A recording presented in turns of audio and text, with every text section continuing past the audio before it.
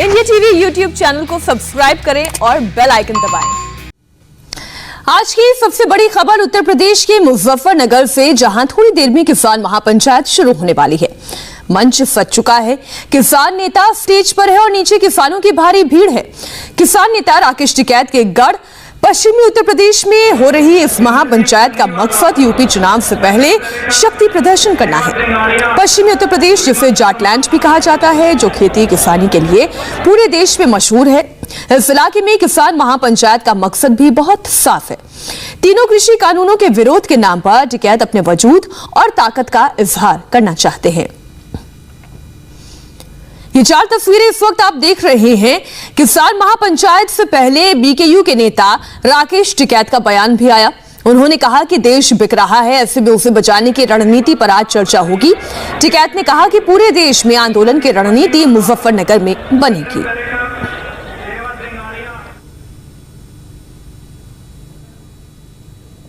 पंचायत का संयुक्त मोर्चे का जो भी फरमान होगा वो उस पर काम करेंगे।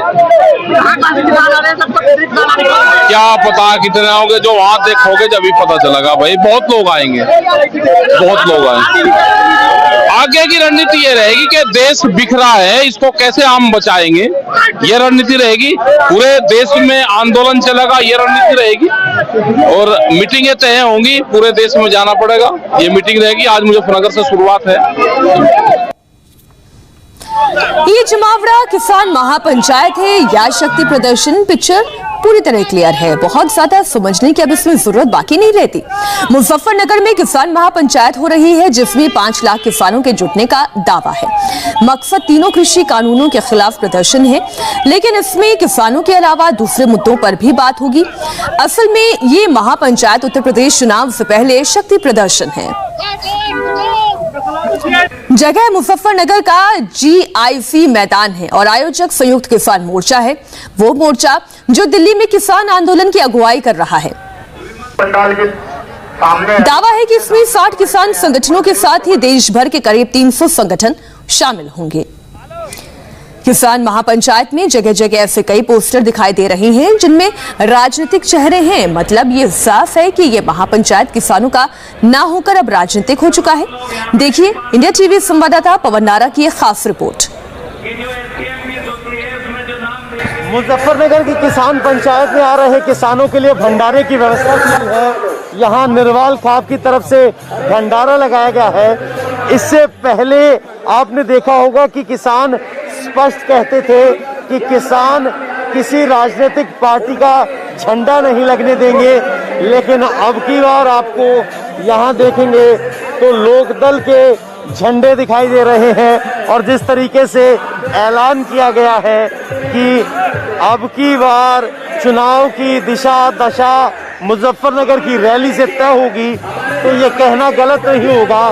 अब किसान आंदोलन पूरे तरीके से राजनीतिक हो गया है। सामने एक और पोस्टर देखिए जिसमें RLD का चुनाव चिन्ह है, उनके नेताओं की तस्वीरें हैं और महापंचायत में जिला पंचायत सदस्य शामली की तरफ से ये पोस्टर लगाया गया है।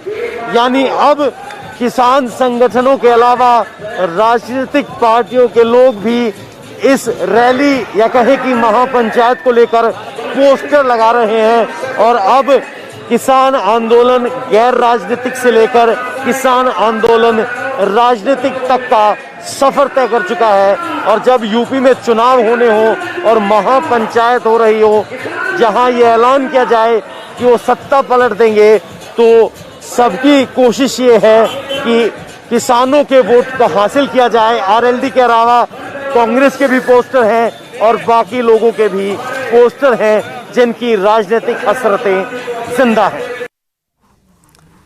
किसान महापंचायत में किसानों की बहुत भीड़ है, तस्वीरें भी यही बता रही हैं। इस महापंचायत में पहुंचे किसानों का क्या कहना है, किसान महापंचायत से हमारे संवाददाता पवन नारा ने एक रिपोर्ट तैयार की है, आप देखिए। आज किसान महापंचायत है जिसके लिए बड़ी संख्या में किसान मुजफ्फरनगर पहुंचे हुए हैं। इनमें वो किसान भी हैं जो टीकरी बॉर्डर और सिंगू बॉर्डर धरने पर बैठे हुए हैं और बड़ी संख्या में किसान पहुंचे हैं उनके लिए लंगर की व्यवस्था भी की गई है। यहाँ बड़ी मात्रा में हलवा बनाकर लाया गया है जो लोगों को बांटा जा रहा है। सर, कौन से गांव से आए हैं? गांव कोटवा है। कोटवा से आए हैं। तो सर, अब हलवा और लंगर की तो बात हो गई, कितने किसानों को खिला चुके हैं? हम हजारों को तो खिला सके और कम दम 2-3 हजार का हो रहा है। देख लो, सब्जी भी है, पूरी भी है, आलू भी है, हलवा भी अच्छा, है। तो अब की बार इस किसान महापंचायत में आपको क्या लग रहा है, क्या चर्चा होने वाली है? बस किसानों के बारे में होगी चर्चा। किसानों को तो किसान की चर्चा चाह और क्या चाह। बिजली के बिल बढ़ा दिए इन्होंने, फसल का भाव नहीं बढ़ा, हमारी कुछ भी है, महंगाई इतनी बढ़ेगी, बिजली के बिल। यूपी में चुनाव होने वाले हैं आज, फिर तो क्या चुनाव में असर होगा? फिर बदल हो जाएगी, कर देंगे लोग, ये कर देंगे। हाँ, जनता इतनी है। फेर बदल होगी। भारतीय जनता पार्टी की सरकार को इस मुजफ्फरनगर तक लेकर आए थे, इसी में दफन करके जाएंगे। लग रहा है किस पार्टी को फायदा हुआ किसान आंदोलन से? देखिए, हम यहाँ पार्टी का फायदा और नफा नुकसान गिनाने नहीं आए हैं। हम किसान हैं और हम अपनी विशेष मांगों के ऊपर यहाँ हैं। पार्टी का फायदा नुकसान तो ये पार्टी आकेगी और ये सर्वविदित है, जग जाहिर है कि किस पार्टी को नुकसान होना है। काले कानून किस पार्टी ने बनाए हैं और मैं पार्टी नहीं। मेरा सवाल वो नहीं है, मेरा सवाल है फायदा किसको होगा? देखिए, ये फायदा हमें किसान का फायदा चाहिए, जो किसान के हित में काम करेगा, जो इन काले कानूनों का विरोध करेगा, किसान का मन साझा करेगा, किसान की बात को संसद सदन तक उठाएगा, उस जो है व्यक्ति को, उस पार्टी को निश्चित बेनिफिट मिलेगा। यानी इतनी बड़ी चुनाव रैली आपने देखी होंगी, लेकिन किसान रैली अब की बार मुजफ्फरनगर में हो रही है। इससे पहले भी जब टिकैत टीकरी बॉर्डर पर रोने लगे थे, तब भी मुजफ्फरनगर में महापंचायत हुई थी और अब की बार फिर ये महापंचायत हो रही है। लेकिन अब की बार सीधा ऐलान है कि चुनाव से पहले माहौल को भांपने की कोशिश है। भीड़ बहुत है, ऐसे में सरकार भी अलर्ट है ताकि कोई गड़बड़ी ना हो सके। इसीलिए पीएससी की 6 कंपनियां और आरएफ की 2 कंपनियों को तैनात किया गया है। सुरक्षा व्यवस्था पर नजर रखने के लिए 5 एसएसपी और 7 एएसपी और 40 इंस्पेक्टर्स को लगाया गया है। तीनों कृषि कानूनों का स्टेटस भी अब आपको बताते हैं। किसान संगठन तीनों कानूनों को वापस लेने की मांग कर रहे हैं। सरकार ने इन कानूनों पर फिलहाल रोक लगा रखी है।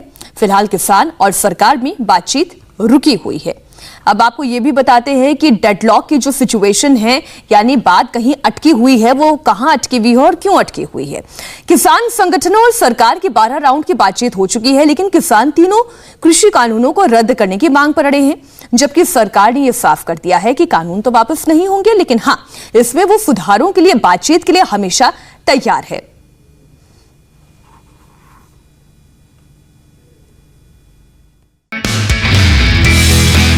नमस्ते, मैं हूं मीनाक्षी जोशी। वीडियो और खबरों से अपडेट रहने के लिए India TV YouTube channel subscribe करें, बेल आइकन दबाना ना भूलें। जुड़े रहें इंडिया टीवी के साथ।